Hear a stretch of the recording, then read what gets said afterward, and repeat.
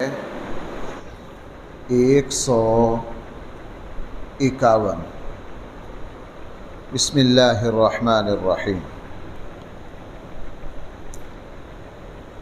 الحمد للہ رب العالمین والصلاة والسلام علی سید الانبیاء والمرسلین وعلی آلہ واصحابہ اجمعین اما بعد فاعوذ باللہ من الشیطان الرجیم بسم اللہ الرحمن الرحیم قل تعالوا اتل ما حرم ربكم عليكم الا تشركوا به شيئا وبالوالدين احسانا ولا تقتلوا اولادكم من املاق نحن نرزقكم واياهم ولا تقربوا الفواحش ما ظهر منها وما بطن ولا تقتلوا النفس التي حرم الله إلا بالحق ذلكم وصاكم به لعلكم تعقلون صدق الله مولانا العظيم۔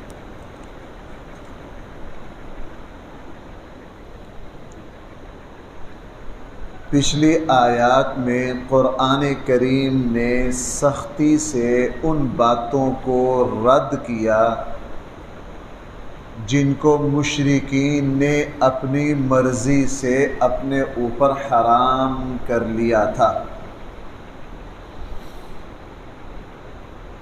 وہ من گھڑت تھی، خود ساختہ تھی، ان کی اپنی ایجاد تھی، ان کا دین سے کوئی لینا دینا نہیں تھا۔ قرآن کریم نے تقریباً 3 رکوعوں میں ان کا رد کیا کہ یہ چیزیں جو تم نے اپنے اوپر حرام کر رکھی ہیں اللہ تعالیٰ نے ہرگز ان کو حرام قرار نہیں دیا، یہ خود تم نے ان کو حرام قرار دیا ہے اور تمہیں اس کا حق نہیں ہے کہ تم اپنی مرضی سے کسی چیز کو حلال و حرام قرار دو۔ اس کے مقابلے میں یہ 3 آیات میں اللہ جل جلالہ نے ان باتوں کو بیان کیا جو واقعتاً اللہ نے حرام قرار دی ہیں لیکن لوگوں کو ان کی کوئی پرواہ نہیں تھی۔ اب یہاں ایک بات بہت اہم ہے میرے اور آپ کے سمجھنے کی کہ جو باتیں اللہ نے حرام قرار نہیں دی تھیں حضور علیہ السلام کے زمانے کے لوگوں نے اپنی مرضی سے اپنے اوپر حرام کر رکھا تھا، اور جو باتیں اللہ نے حرام قرار دی تھیں ان کی کوئی پرواہ نہیں تھی۔ بالکل اس وقت ہمارے معاشرے میں بھی یہی طرز عمل جاری ہے، بالکل ہمارے معاشرے میں یہی طرز عمل جاری ہے۔ خوشی غمی ہر موقع پر اس وقت اللہ اور اس کے رسول کے جو احکامات ہوتے ہیں ہمیں ان کا کوئی پتہ نہیں ہوتا، لیکن اپنی طرف سے گھڑا ہوا دین، اپنی طرف سے بنائی ہوئی رسمیں ہم ان کا اہتمام کرتے ہیں۔ یہ جو طرز عمل ہے یہ بہت ہی غلط ہے۔ مجھے یوں محسوس ہوتا ہے کہ قرآن کریم کے ان 4 رکوعوں میں اسی طرز عمل کو رد کرنا مقصد ہے۔ خوشی کے موقع پر کسی سے پوچھ لیا جائے کہ اللہ اور اس کے رسول کے احکامات اس موقع کے کیا ہیں، 70-80% مسلمان وہ ہوں گے جن کو کوئی پتہ نہیں ہوگا، لیکن اپنی معاشرتی رسمیں ہر کسی کو پتہ ہوں گی۔ خواتین کو چھوٹی سے چھوٹی رسم ازبر اور زبانی یاد ہوتی ہے کہ اس موقع پر یہ رسم ہے، لیکن اللہ اور اس کے رسول کا وہاں جو حکم ہے اس کا کوئی پتہ نہیں۔ غمی کے موقع پر ہمیں ساری رسمیں زبانی یاد ہوتی ہیں، ان پر عمل کرتے ہیں۔ اللہ اور اس کے رسول صلی اللہ علیہ وسلم نے غمی کے موقع پر کیا احکامات دیے ہیں اس کا کوئی پتہ نہیں ہوتا۔ بچہ پیدا ہوا ہے، اس کے پیدا ہونے پر خود ساختہ من گھڑت رسمیں سب معلوم ہیں اور ان پر ہم عمل بھی کرتے ہیں، لیکن اللہ اور اس کے رسول نے اس موقع پر کیا حکم دیا ہے اس کا کوئی پتہ نہیں ہے۔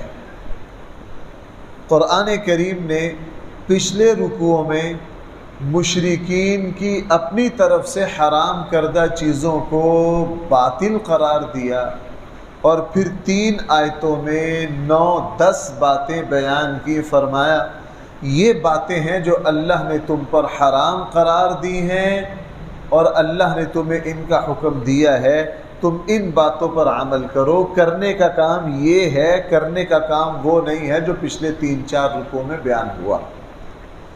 ان 3 آیتوں میں کیا بیان کیا آپ اس کا اندازہ اس سے لگا لیجئے کہ یہ جو 3 آیتیں ہیں ان کو قرآن کریم کی جو جامع ترین آیات ہیں ان میں سے شمار کیا گیا ہے، اور یہ جو 10 احکام دیے گئے ہیں یہ وہ 10 احکام ہیں جو سیدنا آدم علیہ السلام سے لے کر ہمارے آقا صلی اللہ علیہ وسلم تک ساری شریعتوں میں ہمیشہ رہے۔ ان میں سے کوئی حکم کبھی بھی منسوخ نہیں ہوا، یعنی یہ 10 احکام جو ان 3 آیتوں میں ہیں یہ اتنے لازمی اور ضروری ہیں کہ اللہ تعالیٰ نے حالات کے بدلنے کے ساتھ ساتھ ان کو تبدیل نہیں کیا، ان کو جوں کا توں باقی اور برقرار رکھا۔ کعب احبار جو بہت بڑے یہودی عالم تھے، حضرت عمر کے زمانہ میں مسلمان ہوئے، اور صحابہ اکرام ان کے پاس بیٹھ کر پہلی آسمانی کتابوں کا علم ان سے سیکھتے، وہ فرمایا کرتے تھے کہ ان 3 آیتوں میں جو 10 احکام بیان کیے ہیں یہ 10 کے 10 احکام تورات میں بھی تھے، انجیل میں بھی تھے، بلکہ وہ یہ کہا کرتے تھے اگر تم میں سے کوئی شخص تورات اور انجیل کا خلاصہ سننا چاہے، سمجھنا چاہے، اس پر عمل کرنا چاہے، وہ قرآن کی ان 3 آیتوں پر عمل کر لے۔ جس نے قرآن کی ان 3 باتوں پر عمل کر لیا اس نے تورات پر بھی عمل کر لیا، اس نے انجیل پر بھی عمل کر لیا۔ حضرت عبداللہ ابن مسعود رضی اللہ عنہ یہ فرمایا کرتے تھے، لوگوں اگر تم میں سے کوئی شخص نبی کریم صلی اللہ علیہ وسلم کی وصیت دیکھنا اور سننا چاہے وہ ان 3 آیتوں کو پڑھ لے۔ یہ نبی کریم صلی اللہ علیہ وسلم کی وصیت ہے اور آپ علیہ السلام کی طرف سے امت کو وصیت نامہ دیا گیا ہے۔ یہ جو 3 آیتیں ہیں ان میں 10 حکم ہیں۔ بھائی کتنے حکم ہیں اس میں؟ 10 حکم۔ اور حقیقت یہ ہے اگر کوئی مسلمان ان 3 آیتوں میں دیے ہوئے 10 احکامات کو اچھی طرح سمجھ لے اور ان پر عمل کر لے تو میں یوں کہہ سکتا ہوں کہ اس نے آسمانی تعلیمات سارے انبیاء علیہ السلام کی شریعتوں کا جو بہت مرکزی حصہ ہے اس نے ان پر عمل کر لیا۔ اس لیے یہ 10 احکام ہم تھوڑا تفصیل سے سمجھیں گے، یہ 3 آیتیں بہت اہم ہیں۔ سب سے پہلے فرمایا قل، اے نبی صلی اللہ علیہ وسلم آپ لوگوں کو بیان کر دیجئے، سمجھا دیجئے، لوگوں سے کہیے تعالو لوگوں میرے پاس آؤ، اتلو ما حرم ربکم میں تمہیں پڑھ کر سناتا ہوں تمہارے رب نے تم پر کیا حرام قرار دیا، جو تم نے خود حرام کر رکھا ہے کہ جی یہ نر ہے، یہ مادہ ہے، ماں کے پیٹ سے جس جانور کے پیٹ سے مردہ بچہ ہو وہ عورتوں کے لیے ہے، زندہ بچہ ہو وہ مردوں کے لیے ہے، فلاں فلاں فلاں، یہ جو تم نے اپنی طرف سے بنا رکھا ہے یہ سب غلط ہے، آؤ میرے پاس آؤ، میں تمہیں بتاتا ہوں تمہارے اللہ نے تم پر کیا حلال قرار دیا ہے اور کیا حرام۔ اس نے فرمایا قل، نبی جی آپ لوگوں سے کہیے، تعالوا ادھر آؤ میرے پاس، اتلو ما حرم ربکم، میں بیان کرتا ہوں، پڑھ کر سناتا ہوں، ما حرم ربکم، کیا حرام قرار دیا ہے تمہارے رب نے تم پر۔ ان میں سب سے پہلی بات، تمہارے اللہ نے تم پر حرام قرار دیا ہے اللہ تشرکو بہ شیئا، کہ تم اللہ کے ساتھ کسی کو شریک کرو۔ سب سے بڑا حکم، وہ بات جس کو اللہ نے حرام قرار دیا ہے وہ اللہ کے ساتھ کسی کو شریک کرنا ہے، اس کی پرواہ نہیں، اس کی پرواہ نہیں، اور اپنی طرف سے عجیب عجیب باتیں حرام قرار کر رکھی ہیں۔ وہ بات جو ہر شریعت میں حرام تھی، ہر آسمانی کتاب کی مرکزی نکتہ تھی کہ اللہ کے ساتھ کسی کو شریک نہ کرنا، اس کی حالت یہ ہے کہ جناب بیت اللہ کو بتوں سے بھر رکھا ہے۔ میں نے بڑی مرتبہ بیان کیا ہے کہ شرک میں اس حد تک چلے گئے کہ ایک مرد اور عورت نے بیت اللہ میں زنا کیا، اللہ نے ان پر عذاب مسلط کیا، ان کو پتھر کا بنا دیا۔ وہ مسخ شدہ، وہ پتھر شدہ دو مرد اور عورت، ان کو صفا مروہ کی سعی پر شروع میں عبرت کے لیے رکھ دیا، اور بعد میں لوگوں نے ان کو اپنا خدا بنا لیا۔ مکہ میں بیت اللہ میں جو 360 بت رکھے ہوئے تھے ان میں وہ 2 بت بھی شامل تھے، اس کی کوئی پرواہ نہیں۔ جی بالکل ہمارے یہاں بھی یہ ہو رہا ہے، ابھی میں نے عرض کیا ہے، غربت ہے، روزی روٹی نہیں چل رہی ہے، گھر میں کچھ نہیں ہے، لیکن قرض لے کے فوتگی کی ساری رسمیں کرنی ہیں، فوتگی کی ساری رسمیں کرنی ہیں۔ ان رسموں کا بڑا اہتمام ہے، 3 دن افسوس پر بیٹھے ہیں، تعزیت پر بیٹھے ہیں، ساری رسمیں پوری ہیں، ادھر سے اذان ہو رہی ہے، نماز پڑھنے کی کسی کو ضرورت نہیں ہے۔ اب یہ رسمیں اللہ نے نہیں کہی تھی وہ کر رہے ہیں، اللہ تعالیٰ نے نماز پڑھنے کا حکم دیا تھا، اس کی کوئی پرواہ۔ میں نے بڑی مرتبہ یہ لطیفہ سنایا، ایک صاحب بازار سے مولی خریدنے گئے، وہ جب مولی انہوں نے خریدی تو اس کے پتے تو فٹ سوا فٹ کے تھے اور مولی آگے چھوٹی سی تھی، ملی بھی مہنگی۔ اس بندے کو بڑا غصہ آیا، اس نے کہا جو مقصود تھا وہ تھوڑا سا ہے، جو مقصود نہیں ہے وہ اتنا لمبا چوڑا ہے، جس کی ضرورت تھی وہ ہے نہیں، اور جس کی ضرورت نہیں تھی پتے وہ بہت زیادہ ہیں۔ ہم نے آج یہی کر رکھا ہے، جو مقصد ہے دین میں اس کا پتہ ہی نہیں، اور جو مقصد نہیں ہے ہم اس پر عمل کر رہے ہیں۔ اس نے فرمایا ادھر آؤ میں تمہیں وہ باتیں بتاتا ہوں جو اللہ نے تم پر حرام قرار دی ہیں۔ ان میں سب سے پہلی بات یہ ہے کہ تم اللہ کے ساتھ کسی کو شریک نہ کرو۔ اللہ کے ساتھ شریک کرنے کا مطلب یہ ہے اللہ کی ذات میں، صفات میں، حقوق میں، اختیارات میں، آداب میں، عزت میں، احترام میں کسی کو شریک نہ کرو۔ اب ان کی تھوڑی تھوڑی تفصیل سمجھ لیجئے۔ ہر مسلمان اس کو سمجھتا ہے اللہ کی ذات میں شریک یہ ہے کہ اللہ کے ساتھ کسی اور کو خدا ماننا، جیسے عیسائیوں نے عیسیٰ علیہ السلام کو کہا، یہودیوں نے عزیر کو کہا، اور مشرکین مکہ نے بتوں کو اللہ کا شریک بنایا۔ اللہ کی صفات میں شرکت یہ ہے اللہ کی جتنی خوبیاں ہیں وہ اللہ کے علاوہ کسی اور کے لیے ثابت کرنا۔ مثلا اللہ تعالیٰ کی ایک صفت ہے علم، اللہ تعالیٰ ساری مخلوق کے تمام حالات و احوال کو ہر وقت جانتے ہیں، ہر وقت کیا کرتے ہیں؟ جانتے ہیں۔ اب یہ علم کی صفت کسی اور کے لیے ثابت کرنا کہ جی میرے جو پیر صاحب ہے وہ اگرچہ یہاں سے کشمیر بیٹھے ہیں لیکن وہاں سے بیٹھے بیٹھے میرے حالات کو دیکھ رہے ہیں، میرے احوال کو دیکھ رہے ہیں، میں کیا کر رہا ہوں اس کو جانتے ہیں۔ ہمارے ڈسکا میں نے ایک صاحب کو دیکھا، انہوں نے اپنی دکان پر، اپنے دکان کے اندر اپنے پیر صاحب کی بڑی تصویر لگا رکھی ہے۔ ان سے دوستوں نے پوچھا یہ تصویر کیوں لگا رکھی ہے؟ انہوں نے کہا میرے پیر صاحب تصویر کے ذریعے میرے تمام حالات دیکھ رہے ہیں، میں کیا کر رہا ہوں کیا نہیں کر رہا ہوں۔ اور انہوں نے ایک تصویر دکان میں بھی لگا رکھی ہے، گھر میں بھی لگا رکھی ہے، گاڑی میں بھی لگا رکھی ہے، اور جیب میں بھی رکھی ہوئی ہے۔ ساتھ یہ کہتے ہیں چونکہ اس تصویر کے ذریعے ہمارے پیر صاحب ہماری حالت کو کیا کر رہے ہیں، دیکھ رہے ہیں۔